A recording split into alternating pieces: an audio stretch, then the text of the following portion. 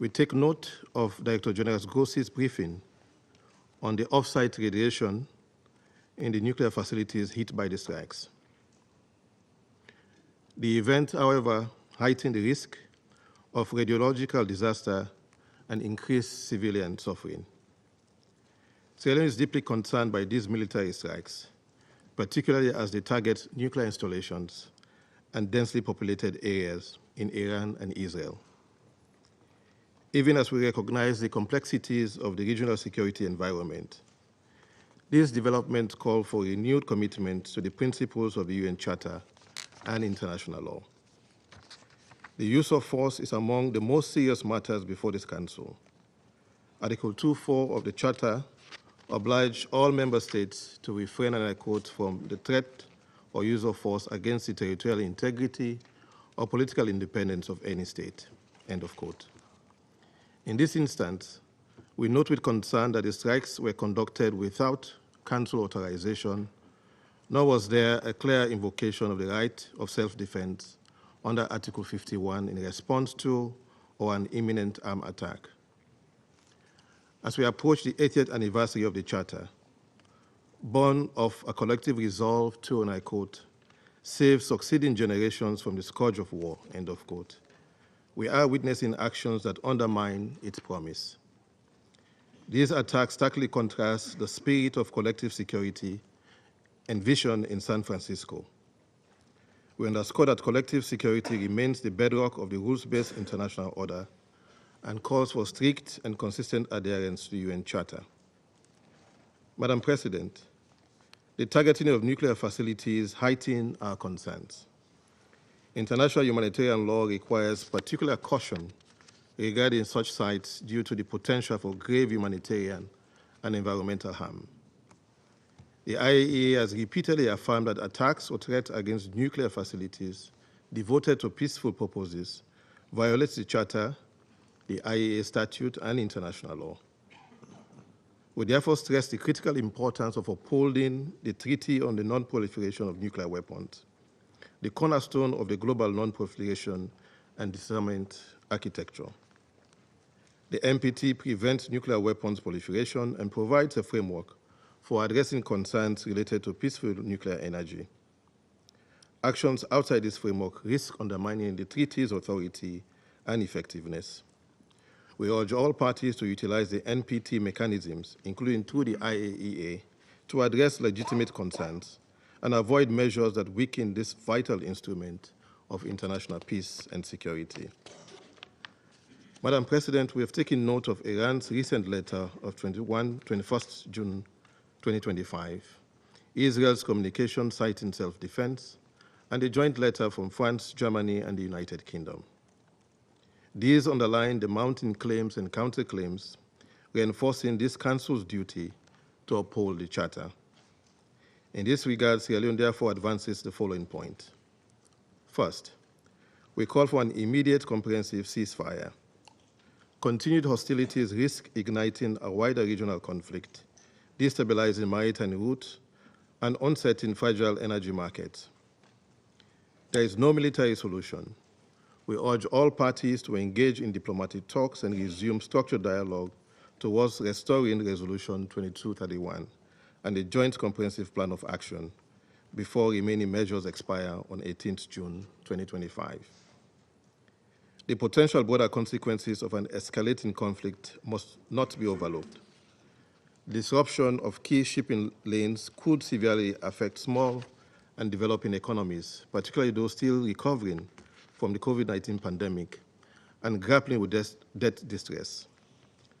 Such disruptions risk inflaming our human and common insecurities, economic distress, disaffection among youth, irregular migration, and fragile social cohesion far beyond the region.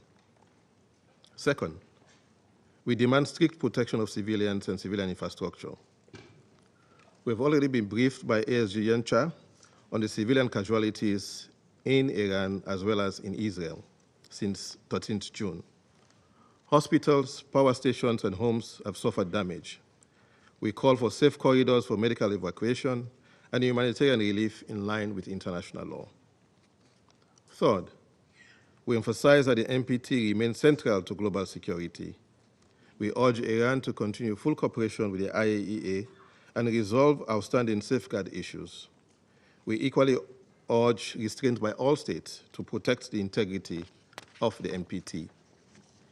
Fourth and lastly, we support full IAEA verification, transparent use of the procurement channel, and provisional application of the additional protocol as confidence-building measures essential to regional stability.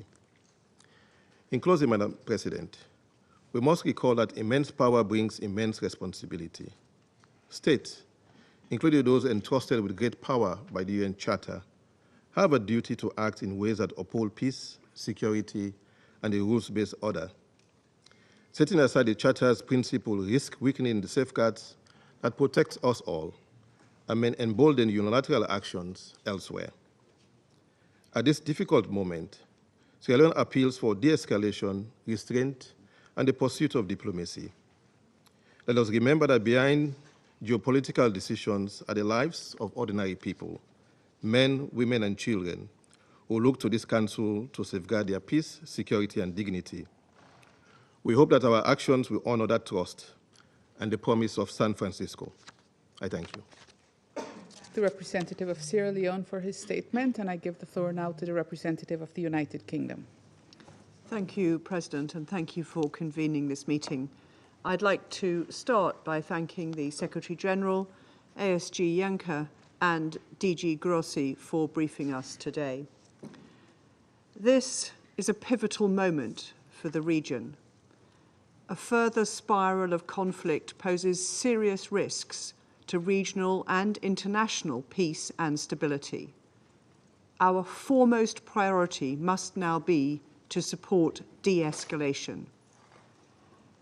We have long made clear that Iran must not have a nuclear weapon and that their nuclear program represents a serious threat to international peace and security.